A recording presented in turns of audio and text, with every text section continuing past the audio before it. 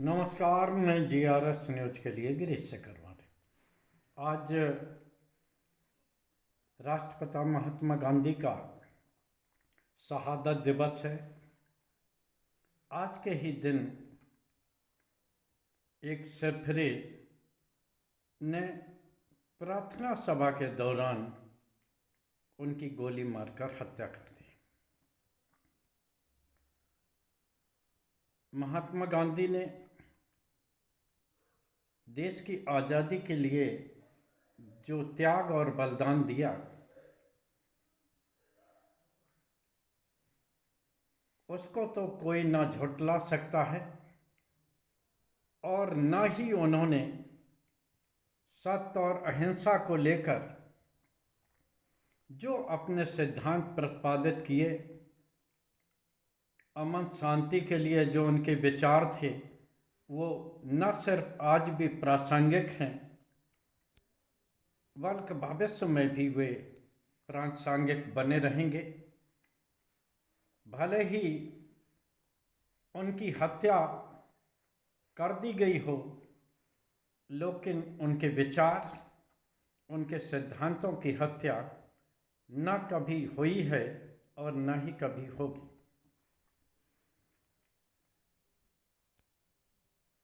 उन्हीं के सिद्धांतों का पालन करते हुए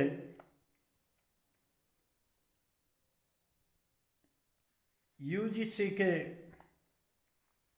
जो गाइडलाइन सरकार की जारी हुई थी, माननीय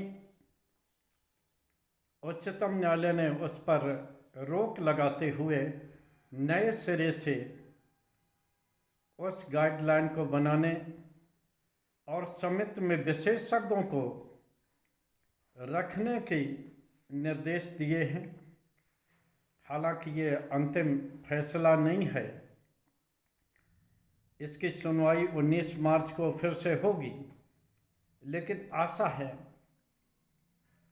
कि अपने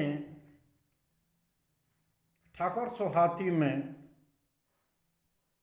सरकार, अहंकार में आई हुई भाजपा सरकार इस बार UGC के नियमों में समानता, पारदर्शिता और समान अवसर जैसे सिद्धांतों को डालते हुए सभी वर्गों के साथ न्याय करेगी। माघ मेला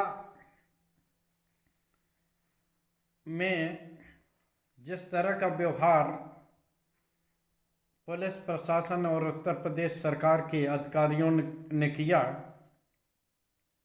उसको लेकर अनशन पर बैठे हुए शंकराचार्य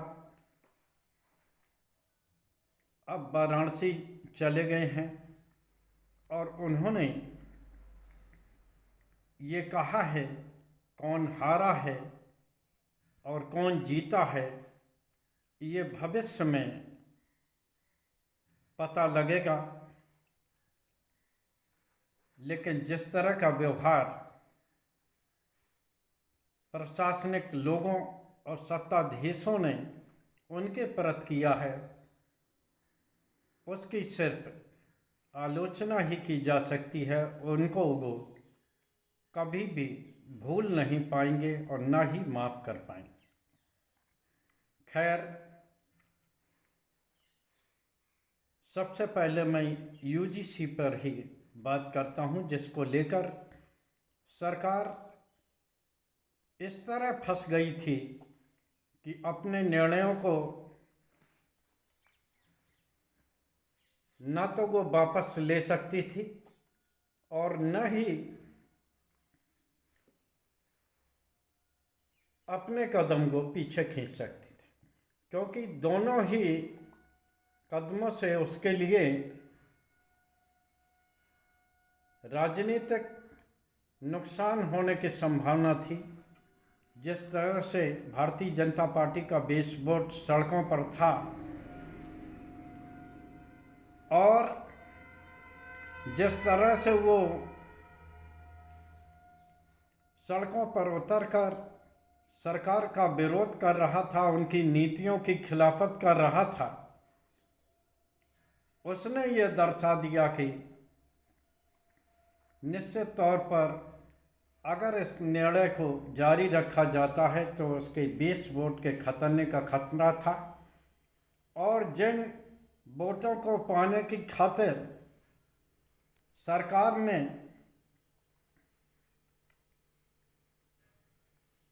अनुसूचित जात और पिछड़े जात को जोड़ा।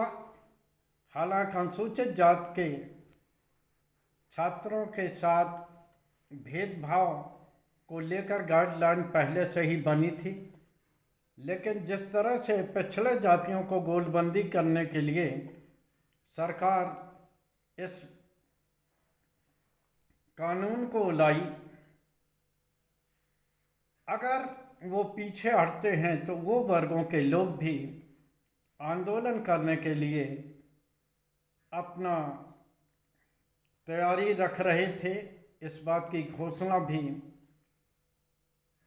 अनुसूचित जात और पिछड़े जात के संगठनों द्वारा की गई। लिहाजा फंसी हुई सरकार ने अदालत का मार्ग चुना, और जिस तरह से माननीय उच्चतम न्यायालय में सुनवाई के दौरान सरकारी वकील चुपचाप रहे, माननीय न्यायाधीशों की या यूँ कह लीजिए पीठ की पूछे गए सवालों पर उन्होंने कोई जवाब नहीं दिया, वो ये दर्शाने को काफ़ी है कि सरकार इस तरह फंसी हुई थी कि उसने अदालत का दरवाज़ा चुना और अदालत के फैसले को सभी मानेंगे। हालांकि SC/ST एक्ट के दुरुपयोग को लेकर माननीय उच्चतम न्यायालय ने 2008 में जिस तरह का फैसला दिया था, जिसमें जांच करने के बाद ही प्राथमिकी दर्ज करने का प्रावधान था, क्योंकि माननीय न्यायालय ने स्पष्ट तौर से आंकड़ों के सहित बताया कि किस प्रकार से इससे गैर अनुसूचित जात के लोगों को उनके हकों का हरण हो रहा है और फर्जी मुकदमे उन पर लादे जा रहे। एक तरह से SC/ST एक्ट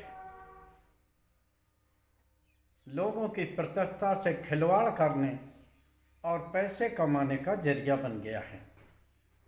निश्चित तौर पर इसको लेकर आंदोलन हुआ और सरकार ने सदन के जरिए माननीय सुप्रीम कोर्ट के निर्णय को बदला।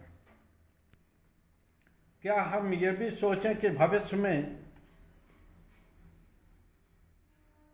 क्या सरकार कोर्ट के निर्णय को फिर से बदल देगी? हालांकि ये जैसा मैंने बताया ये अंतिम निर्णय नहीं है, लेकिन क्या सरकार इस तरह के निर्णय को बदल सकती है? सवाल है, जवाब है बिल्कुल बदल सकती है, क्योंकि कई ऐसे उदाहरण हैं जिसमें माननीय उच्चतम न्यायालय के आदेशों को संसद के जरिए बदला गया है, चाहे वो चुनाव आयोग के आयुक्तों के नियुक्ति का मामला हो या अन्य तमाम तरह के मामले, जैसे कि SC/ST एक्ट के दुरुपयोग को लेकर माननीय उच्चतम न्यायालय ने जिस तरह का निर्देश दिया था। क्या सरकार इस तरह के निर्णय बदलेगी? हो सकता है कि सरकार इसे कानूनी पेच में फंसा के तो किसी तरह से बचने का प्रयास करे। देखना है कि सरकार इस दोहरी मुसीबत से किस प्रकार निपटती है, लेकिन जिस तरह से शंकराचार्य कुपित होकर और शासन प्रशासन की अड़ियल रवैये के को लेकर दुखी होकर गए हैं, उसका संदेश भी संभवतः सनातन मानने वाले, सनातन परंपराओं को मानने वाले लोगों पर भी अच्छा नहीं पड़ा है। देखना होगा कि सरकार इस बारे में क्या कदम उठाती है। जय हिंद, जय भारत। कल फिर किसी नए मुद्दे पर आपके साथ जुड़ने की कोशिश करूँगा। जय हिंद।